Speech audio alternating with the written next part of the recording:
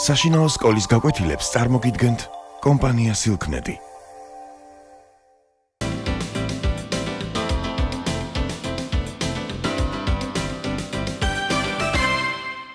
მოგესალმებით.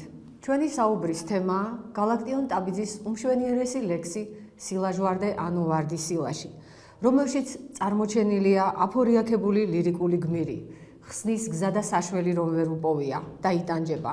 მისი წაკითხვისას საოცარი განცდა უჩნდება მკითხველს, თანაბრად აჯადოებს სათქმელისა და მუსიკალურობაც.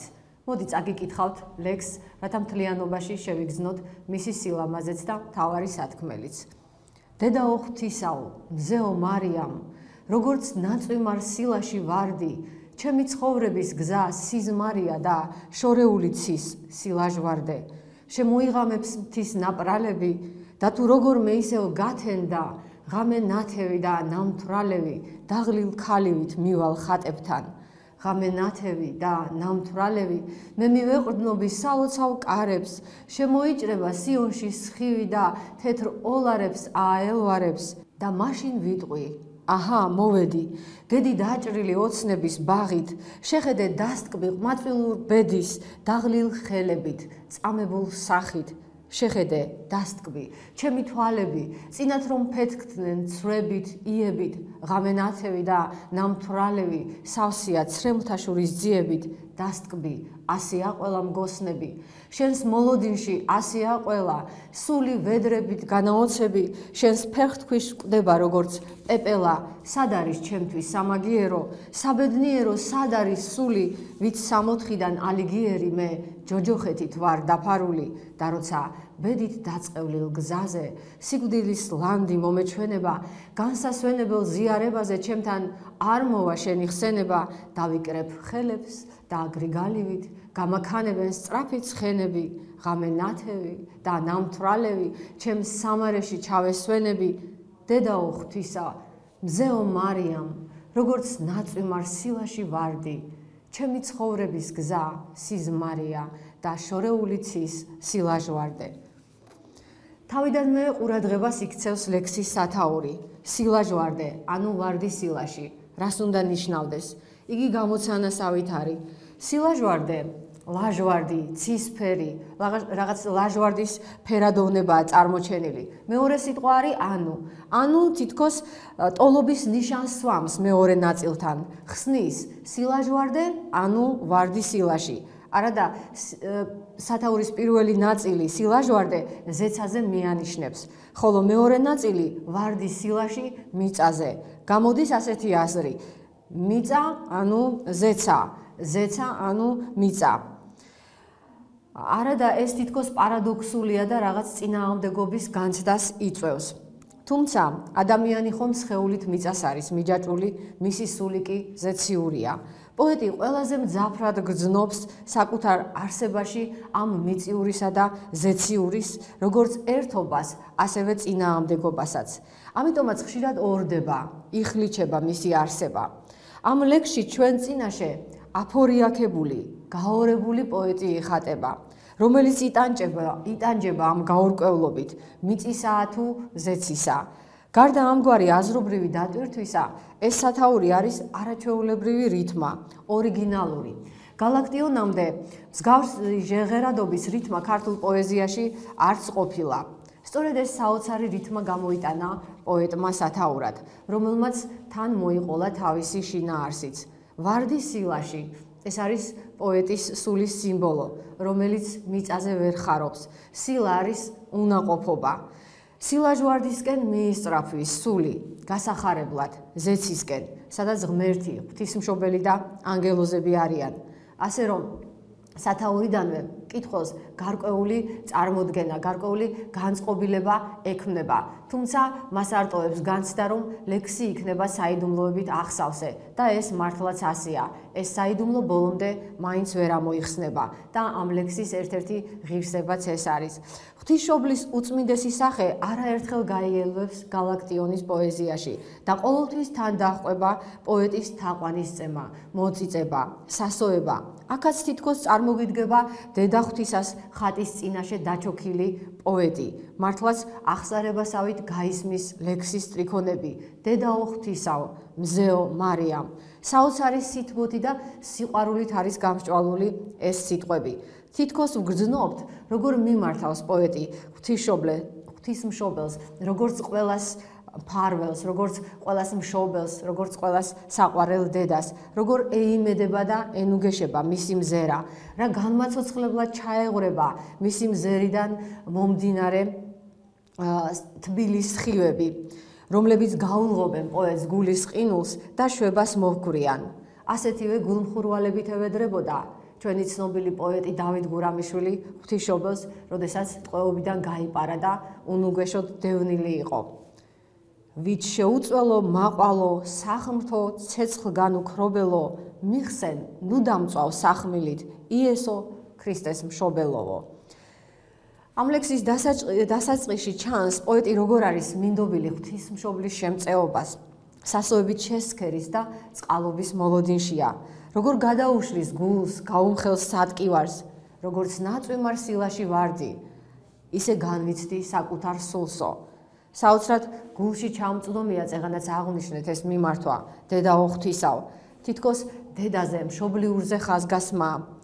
ღვთისმშობელი მისთვისაც დედასავით სანუგეშო, ტკბილი და თბილია.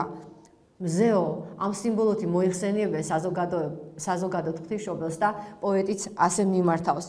გალაქტიონმა ამგვარად წარმოაჩინა ღვთისმშობლის თვალშეუდგამი ბრწყინვალება, სიწმინდე და მარადიულობა. პოეტი თითქოს აღსარებას ეუბნება ღვთისმშობელს. ის მარტოსულია, უნუგეშო, მიუსაფარი, სულიერად ობოლი. მანუგეშებელი არავინ ევოლება ქვეყნიერებაზე, არც მეგობარი, არც ახლობელი, როგორც თოლში წერს. მიდიხარ მარტო, სულ მარტო. ამიტომაც გაენდობა ღვთისმშობელს, აშიშვლებს საკუთარ სულს, რომელსაც მეტაფორულად წარმოაჩენს როგორც ნაწვიმარ სილაში ვარდს. ვარდი საერთოდ რწმენის, სიცოცხლის სიმბოლოა, მაგრამ ნაწვიმარ სილაში დაგდებული ვარდი ეს არის უფესო, მოწყვეტილის, სიკვდილისთვის განწირული, რადგან სილაში ვერ იხარებს. მართალია სილა სველია, წყლით არის გაჟღენთილი, მაგრამ ეს არ არის მაცოცხლებელი წყალი. პოეტი ცხოვრების უდაბნოშია თითქოს და სულიერად უჭირს.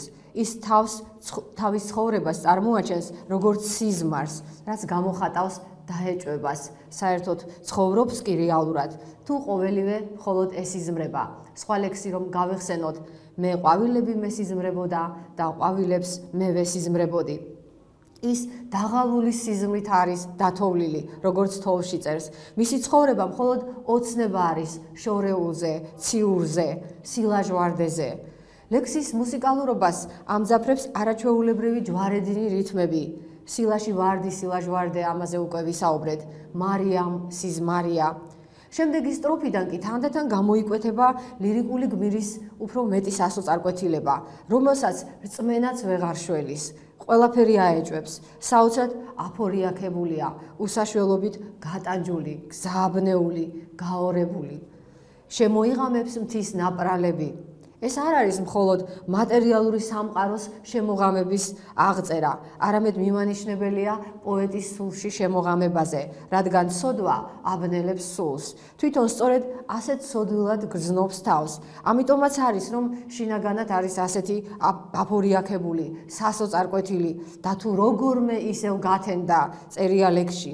ამ სტრიქონით იხატება საშინელი დაეჭვება, შეძლებს კი პოეტი ცოდვათაგან დახსნას, გარღვევს კი მისი ლოცვა, აი ამ ცოდვის სიბნელეს, ეღირსება კი ნათელი. გავეხსენოთ ნიკოლოზ ბარათაშვილი, რომელიც იმედს გამოთქვამდა ლექსში შემოღამება მთაწმინდაზე, როს გათენდება დილამ ზიანი, დაყოველს ბინცა ის განანათლებსო. ესე იგი, მის სულში დამკვიდრებულ გაურკვევლობას, ბურუს, დილის მზე, უფლის სიმბოლო, აუცილებლად გაფანტავდა და ნათელს მოფენდა ყოველივეს. მას არ აეჭვებდა ამ გათენებისა. გალაქტიონს კი ამ ლექსში თგუნავს ეჭვი და თუ როგორმე ისევ გათენდა. ეს სიბნელე თითქოს დროში არის გახანგრძლივებული. ამას უსვამს ხაზ სიტყვა როგორმე. არავინ იცის, როდის დამთავრდება პოეტის ტანჯვა. ამიტომაც უფრო მძიმეა, აუტანელი, გამანადგურებელი. თოლში რომ წერს, როგორმე ზამთარს თუ გადაურჩი, როგორმე ქარმა თუ მიმატოვაო. როცა ახლოს გეგულება გამოსავალი, როცა იმედი გაქვს ხსნისა, მაშინ ტანჯვასაც იოლა დაიტან, მაგრამ როცა სრული უნუგეშობაა, არ იცი გათენდება თუ არა, ესე იგი გაპატიებს თუ არა ღმერთი, აქ დაეჭვება ღვთის მოწყალებაში მცირედ მორწმუნეობაზე მიანიშნებს. ამგვარი ეჭვი არის გაუსაძლისი. ღამენათევი და ნამთვრალევია ლირიკული გმირი. ღამენათეობა ჩანს სხვა ლექსებშიც, მათ შორის მთაწმინდის თვარეში და განსაკუთრებით მე და ღამეში. ამ ლექსში კარგად წარმოჩნდა ამისი მიზეზი, სულიერი სიმარტოვე, მხოლოდ ღამეა მისი მეგობარი. გავიხსენოთ იმ ლექსის სტრიქონები, მხოლოდ ღამემ უძილობის დროს სარკმელში მოკამკამემ, იცის ჩემი საიდუმლო, ყველა იცის თეთრმა ღამემ, იცის როგორ დავრჩი ობლად, როგორ ვევნე და ვეწამე, ჩვენ ორნი ვართ ქვეყანაზე, მე და ღამე, მე და ღამე. ნამთვრალევი მიანიშნებს შემოქმედებით თრობაზე უპირველეს ყოვლისა. პოეტი ამ საშინელ მარტოობას დაძლევს შემოქმედებით, ლექსების შექმნით. იგი მთვრალია პოეზიით. სხვა ლექსებშიც ხომ გაივლებს ასეთი სტრიქონები. მთვრალია ყოფნით, მთვრალია ცეცხლით და მაინც ღვინით გონიათ მთვრალიო. აი ეს ცეცხლი იყო სწორედ პოეზია, რომელიც მას შინაგანად განწმენდა და გადაარჩენდა. პოეტი საკუთარი დაუცველობის, უსუსურობის წარმოსაჩენად ასეთ შედარებას მიმართავს დაღლილ ქალივით მივალ ხატებთან. არსებობს მოგონება, რომლის მიხედვითაც გალაქტიონმა ერთხელ ტაძარში ნახა ხატის წინ როგორ იყო დაჩოქილი მეძავი და ლოცულობდა. ალბათ აი ამ მეძავის სახე სამუდამოდ აღებეჭდა მას ცნობიერებაში და ამ ლექსში, როდესაც შინაგანი სასოწარკვეტილების გამოხატვა გადაწყვიტა, სწორედ აი დაღლილი ქალის ხატება მოიხმო და მართლაც ეს უფრო კარგად წარმოაჩენს პოეტის აი ამ შინაგან სისუსტეს, აი ამ ძალა გამოცდილებას და უღონობას. თუ როგორი ნაზია მისი სული, როგორ იოლად შეიძლება დაიმსხვრეს. იმდენად მნიშვნელოვანია მისთვის ეს ღამენათეობა და ნამთვრალეობა, რომ ლექსში ამ სტრიქონს 4-ჯერ იმეორებს და თუ როგორმე ისევ გათენდა, ესე იგი თუ გადაურჩა ამ ტანჯვას, მაშინ ლირიკული გმირი წარმოიდგენს რასიზამს და მთელი ლექსი შემდეგ არის წარმოსახვაზე აგებული. წარმოიდგენს, რომ წავა ეკლესიაში, ღვთის სახლში. აქ ყურადღებას იქცევს ის, რომ მიეყრდნობა სალოცავ კარს. ეს ერთი მხრივ იმას ამხელს, როგორ უჭირს, როგორ ძლივს მიაღწია ეკლესიამდე, რომ მივიდა და ის სალოცავ კარს მიეყრდნო და შეისვენა. ამავე დროს გამოხატავს ძალიან დიდ თავდაბლობას.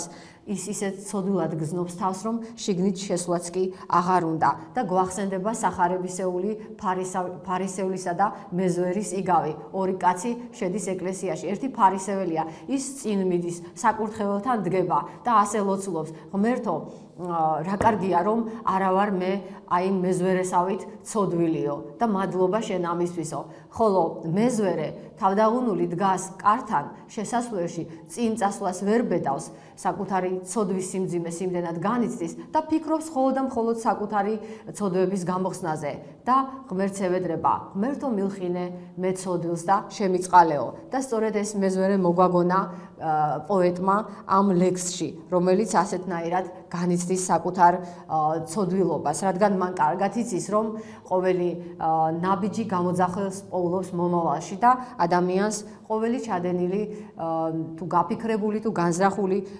მოეთხოვება. და ამ ლექსშიც ასე წარმოჩნდება.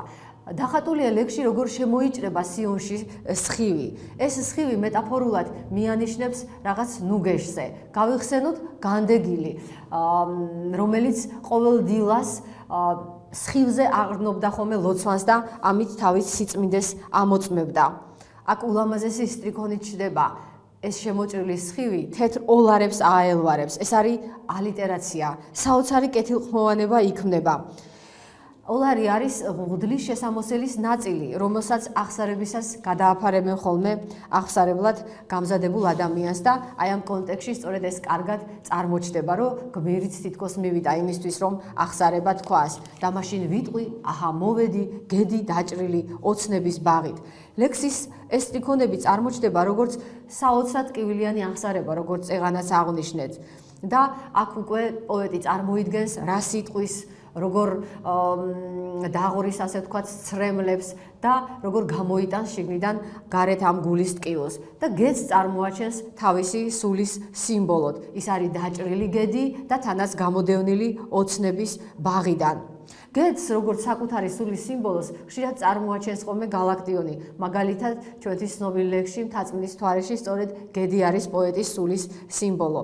ამ ლექსში არის ძალიან დიდი ეჭვი, თითქოს პოეტს ჩვეულებრივი ცხოვრება გაუნადგურეს, მაგრამ არა მხოლოდ ჩვეულებრივი მატერიალური ცხოვრება, არამედ წარმოსახულიც ოცნებისეული სამყაროც თითქოს დაუმსხვრიეს, დაჭრეს. პოეტი არა კონკრეტებს, მაგრამ იგულისხმება, რომ ეს არის ყოფითობა, რა თქმა უნდა, ულმობელი და გაუტანელი ცხოვრება, რომელშიც ადგილი არ არის მეოცნებეებისთვის, პოეტებისთვის. ისინი განიდევნებიან ყოველი წარმტაცი ადგილიდან და ბაღი სწორედ ეს არის სიხარულისა და ბედნიერების სიმბოლო. და შემდეგ ასეთი სტრიქონებია: შეხედე, დასტკბი ყმაწვილურ ბედის, დაღლილ ხელებით, წამებულ სახით. შეხედე, დასტკბი მიმართავს პოეტი ღვთისმშობელს. აქ კონტრასტულად წარმოჩნდება ეს დასტკბი იმასთან, რასაც ხატავს პოეტი. მას აქვს დაღლილი ხელები, ხელი, რომელშიც კალამი უპყრია. ეს ხელები მიანიშნებს ხელოვანზე და მის სულზე უპირველეს ყოვლისა და რადგან დაღლილია, ესე იგი მას სასტიკი ცხოვრება აქვს გამოვლილი. იგი წამებულად მიიჩნევს თავს. ეს არის ძალიან დიდი საყვედური ღვთისმშობლის მიმართ. განა არ იცის პოეტმა, რომ ღვთისმშობელი ვერ დატკბება წამებული შვილის სახით. იცის, მაგრამ აქ საგანგებოდ არის ეს სიტყვა მოხმობილი. რათა ხაზი გაუსვას იმას, რომ იგი ასე დღეში სწორედ იმიტომ ჩავარდა, რომ ღვთისმშობელმა ვერ უმფარველა, ვერ უპატრონა, ვერ დაიფარა. ამგვარ საყვედურს მხოლოდ და მხოლოდ მშობელ საყვარელ დედას ეტყვის ადამიანი, რომელიც ყველაზე ძალიან ეიმედება. ამ საყვედურის წყარო არის სწორედაც ძალიან დიდი სიყვარული და ძალიან დიდი წმენა პოეტისა. პოეტი მეტაფორულად წარმოაჩენს ლექსში ადრე როგორი ბედნიერი იყო. ჩემი თვალები წინათ რომ ფეთქდნენ ცვრებით იებით, ფერწერული ხატია. დაცვარული იები ფეთქავდნენ თვალებში. ეს სიცოცხლით ტკბობაზე, სიხარულზე მიანიშნებს, მაგრამ შემდეგ მოდის სტრიქონი, ასეთი მეტაფორა. სავსეა ცრემლთა შურისძიებით. ესე იგი, ცრემლებმა თითქოს შური იძიეს და ერთბაშად მოზღვავდნენ პოეტის თვალებში და მათ რა თქმა უნდა ჩაკლეს ეს იები და ცვრები. ეს გამოხატავს იმას, რომ პოეტს დაემსხვრა ოცნებები. ნიკოლოზ ბარათაშვილის სულო ბოროტოსთან არის, რა თქმა უნდა, გადაძახილი. იქაც პოეტი წერს, როგორი ბედნიერი იყო, როგორ ჯეროდა იდუმალი ხმისა, რომელიც საოცარ დაპირებებს აძლევდა, რომ თვით ჯოჯოხეთსაც კი სამოთხედ გადაუქცევდა, მაგრამ ყველაფერი გაქრა, ყველაფერი ამაო აღმოჩნდა და პოეტი დარჩა ეჭვით ახსილი, უსასო და მარტო. ერთ სხვა ლექსში წერს გალაქტიონი: სასტიკი იყო ჩემი დემონი, არ ითვისებდა ჩვეულ გალობას, ანგელოზები უედემონი სტიროდნენ გზათა გაუვალობასო.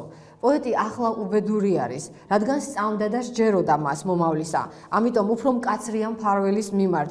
დასტკბი, ასია ყველა მგოსნები, შენს მოლოდინში ასია ყველა, სული ვედრებით განაოცები შენს ფეხთქვეშ კვდება როგორც პეპელა. პოეტი ცდილობს, რომ ახსნა მოუძებნოს თავის ამგვარ მდგომარეობას. იქნებ პოეტობა არის ამისი მიზეზი, იმიტომ რომ პოეტები საერთოდ ისეთი ადამიანები არიან, რომლებიც განსხვავებულად უყურებენ სამყაროს და ამის გამო ისინი იჩაგრებიან, ხშირად გაირიყებიან საზოგადოებისაგან, რადგან ისინი ვერ ეგუებიან მატერიალურ ყოფას. მათი სული ყოველთვის ლაჟვარდებში დახეტიალობს. პოეტს აქვს მოლოდინი, რომ ამ ტანჯისთვის მან უნდა მიიღოს საბედნიერო სული. მაგრამ დაპირებული არ ჩანს, როგორც ლურჯაცხენებში არ ჩანდა შენაპირი. რატომ ვერ იცავს და მფარველობს ღვთისმშობელი პოეტებს? ლირიკული გმირი საოცარი შედარებით წარმოაჩენს სულიერი ძალების დაკარგვას. შენს ფეხთქვეშ კვდება ჩემი პეპელა, როგორც სულიო. და აქ წერს: სად არის ჩემთვის სამაგიერო, საბედნიერო, სად არის სული, ვით სამოთხიდან ალიგიერი მე, ჯოჯოხეთით ვარ დაფარული. დანტე იყო მე-13 საუკუნის იტალიელი პოეტი.